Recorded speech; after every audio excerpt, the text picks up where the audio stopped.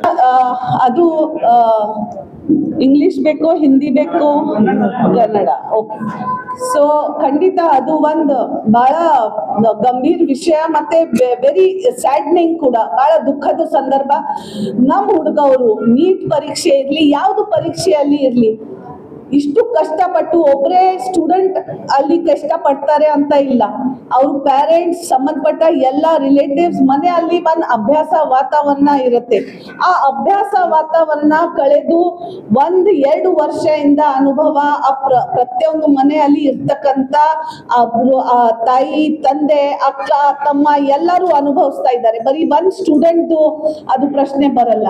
ಆ ನಿಟ್ಟಿನಲ್ಲಿ ಸ್ಟೂಡೆಂಟ್ಸ್ ಬಹಳ ಶಾಂತರಿತವಾಗಿ, ಒಂದು ಸ್ಟೋನ್ ಕೂಡ ನಾನು ನಿನ್ನೆ ನೋಡಿಲ್ಲ, ಶಾಂತರಿತವಾಗಿ ಜಂತರ್ ಮಂತರ್ ಅಲ್ಲಿ ಪ್ರೊಟೆಸ್ಟ್ ಮಾಡಿದಾಗ ಸಂದರ್ಭದಲ್ಲಿ ಸ್ಟೂಡೆಂಟ್ಸ್ಗೆ ಟಿಯರ್ ಗ್ಯಾಸ್ ಇಂದ ಮತ್ತೆ ಲಾಠಿ ಹೊಡೆಯೋದು ಸಂದರ್ಭ ಪ್ರಧಾನಿ, ನಮ್ಮ ದೇಶದ ಪ್ರಧಾನಿ ಬಂದಿದೆ. ಬಹಳ ದುಃಖ ಸಂದರ್ಭ. ಯಾಕೆಂದ್ರೆ ಬಹಳಷ್ಟು ನಿನ್ನೆ ನೋಡಿದೆ कि जिसको बच्चे नहीं है उसको शायद बच्चों का दर्द क्या है वो पता नहीं है, इसीलिए बच्चों पे इतना लाठीचार्ज करके उनके सिर से खून निकलने तक का पहले कभी भी ಮೊದಲೇ ಇಷ್ಟು ಬಾರಿ ಇಂದಿರಾ ಗಾಂಧಿ ಟೈಮ್ ಇರಲಿ, ಮನಮೋಹನ್ ಸಿಂಗ್ ಟೈಮ್ ಇರಲಿ, ರಾಜೀವ್ ಗಾಂಧಿ, ಅಟಲ್ ಬಿಹಾರಿ ವಾಜಪೇಯಿ ಟೈಮ್ ಕೂಡ ಎಷ್ಟು ಪ್ರೊಟೆಸ್ಟ್ ಆಗ್ತಾ ಇದ್ದಾವೆ.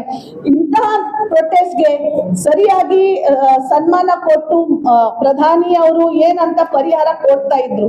ಆದ್ರೆ ಸ್ಟೂಡೆಂಟ್ ಪ್ರೊಟೆಸ್ಟ್ಗೆ first time in the history of India ಈ ತರ ಸ್ಟೂಡೆಂಟ್ಸ್ಗೆ ಒಡ್ಡಿದ್ದಾರೆ. ಅದು ಬಹಳ ದುಃಖ ಸಂದರ್ಭ.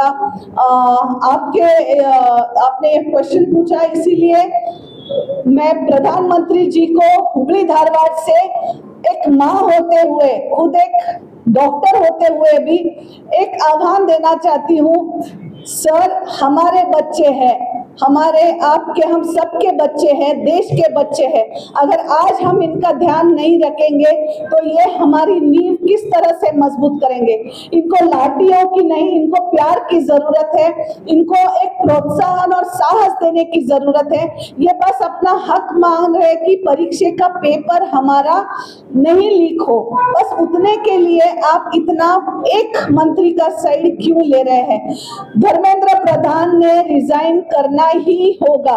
हमारे जो leader of opposition Shri Rahul Gandhi ji और लीडर ऑफ अपोजिशन मल्लिकार्जुन खड़गे जी इतने दिनों से जिनका रेजिग्नेशन, और हर जिले में एक प्रोटेस्ट हो रहा है छात्रों की गूंज से नाम से,